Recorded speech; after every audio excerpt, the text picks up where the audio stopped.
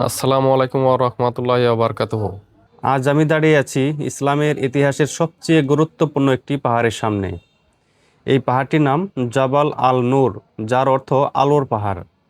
এই পাহাড়ের চূড়ায় রয়েছে একটি ছোট্ট গুহা, যার নাম কাবা অফ হীরা। বন্ধুরা, এই গুহাটি সেই জায়গা যেখানে প্রথম নাজিল হয়েছিল পবিত্র কোরআন।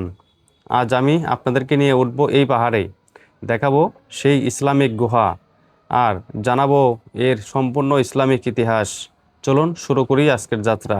الله أكبر الله أكبر الله أكبر لا إله إلا الله الله أكبر আমি এখন জাবালে নূর পাহাড়ে ওঠা শুরু করছি।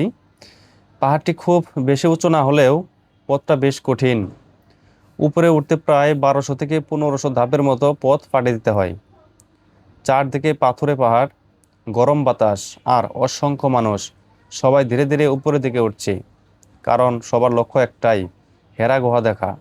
الله أكبر ولله الحمد الله أكبر كبيرا والحمد لله كثيرا وسبحان الله بكرة وأصيلا الله أكبر الله أكبر الله أكبر বন্ধুরা, ইসলামের আগে আরব সমাজ ছিল অন্ধকারে ডুবে থাকা একটি সমাজ।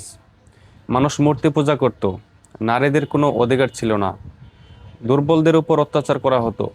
এই অবস্থা দেখে খুব কষ্ট পেতেন আপনার আমার প্রিয় নবী হযরত মুহাম্মদ সাল্লাল্লাহু আলাইহি ওয়াসাল্লাম। তিনি মানুষের এই অন্যায় ও অন্ধকার থেকে মুক্তির পথ নিয়ে গভীরভাবে চিন্তা করতেন।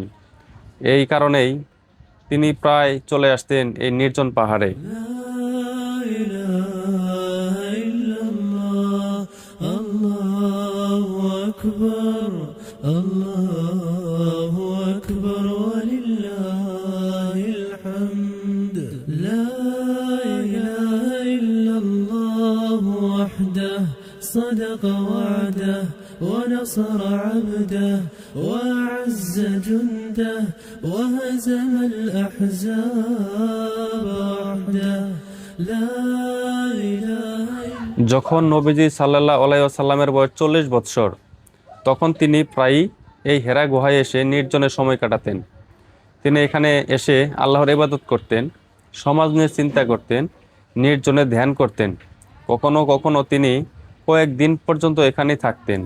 তার স্ত্রী খাদিজা তার জন্য খাবার ও প্রয়োজনীয় জিনিসপত্র পাঠাতেন।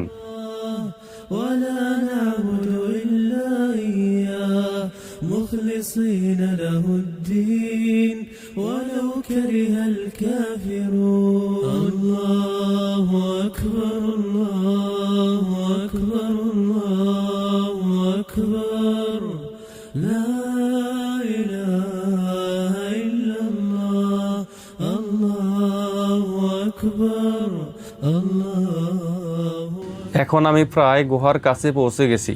ভাবুন তো, প্রায় 1400 বছর আগে ঠিক এই জায়গাতেই ঘটেছিল ইসলামের সবচেয়ে গুরুত্বপূর্ণ ঘটনা।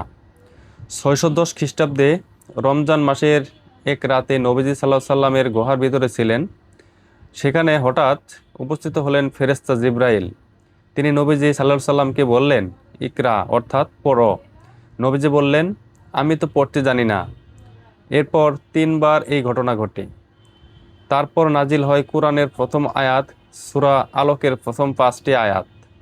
এই মুহূর্ত থেকেই শুরু হয় ইসলামের ইতিহাস। ولله الحمد الله أكبر الله أكبر الله أكبر لا إله إلا الله الله أكبر الله أكبر ولله الحمد الله أكبر كبيرا والحمد অবশেষে আমরা পৌঁছে গেছি সেই ঐতিহাসিক জায়গায়, হেরা গুহার সামনে। গুহাটা দেখলে প্রথমে একটু অবাক লাগে, কারণ এটা খুবই ছোট। কিন্তু এই ছোট্ট গুহাতেই ঘটেছিল ইসলামের ইতিহাসের সবচেয়ে বড় ঘটনা। এই গুহার ভিতরে দাঁড়িয়ে যখন এই ঘটনা মনে পড়ে, তখন সত্যি হৃদয়টা অন্যরকম হয়ে যায়। চারপাশে খুব নীরব পরিবেশ, কিছু মানুষ দোয়া করছে, কেউ কোরআন তিলাওয়াত করছে। এই জায়গায় একটা আলাদা অনুভূতি আছে, মনে হচ্ছে যেন ইতিহাসের খুব কাছাকাছি চলে এসেছি আমি। গুহার সামনে থেকে দূরে তাকালে পুরা মক্কা শহর দেখা যায়। সত্যিই অবিশ্বাস্য একটি দৃশ্য। الله كثيرا وسبحان الله بكرة وأصيلا الله أكبر الله أكبر الله أكبر। সুপ্রিয় দর্শক, আজকের এই সফর এখানে শেষ করছি। যদি কখনো মক্কায় যাওয়ার সুযোগ পান, অবশ্যই একবার জাবালে নূর পাহাড়ে উঠে হেরা গুহা দেখবেন। হয়তো পথটা একটু কঠিন হবে, কিন্তু এই জায়গায় পৌঁছানোর পর যে অনুভূতি পাবেন তা সত্যি ভাষায় প্রকাশ করা কঠিন। যদি ভিডিওটি ভালো লাগে তাহলে লাইক দিন, শেয়ার করুন এবং চ্যানেলটি সাবস্ক্রাইব করে পাশে থাকুন। আল্লাহ হাফেজ।